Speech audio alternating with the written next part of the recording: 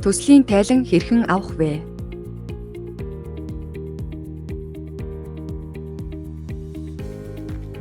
Барилгын төсөл цэсний лавлгаа хэсгийн төслийн дэлгэрэнгүй сонгоно.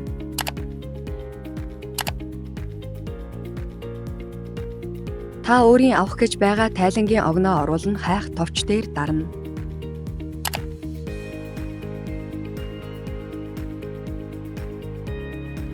Дансны хуулах тайлан нь гүйлгээний утга болон дансаар хийсэн орлого зарлагын гүйлгээ харагдана.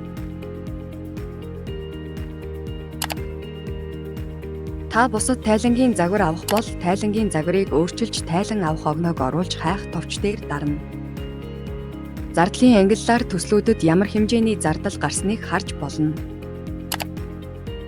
Зардал төслөөр цонхонд огноог оруулан хайж зарлагын тайлан авах боломжтой.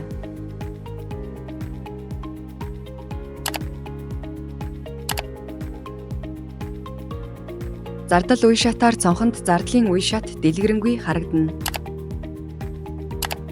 Үр дүн хэсэгт гүйлгээний утга болон төслүүдийн орлого зарлага дэлгэрэнгүй харагдана.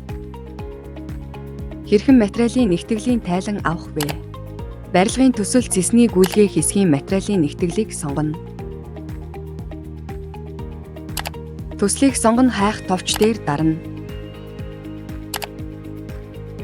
Сонгосон төслийн ангилал материалын тоо ширхэг агуулгын үлдэгдэл худалдаж авах тоо ширхгүүд харагдана.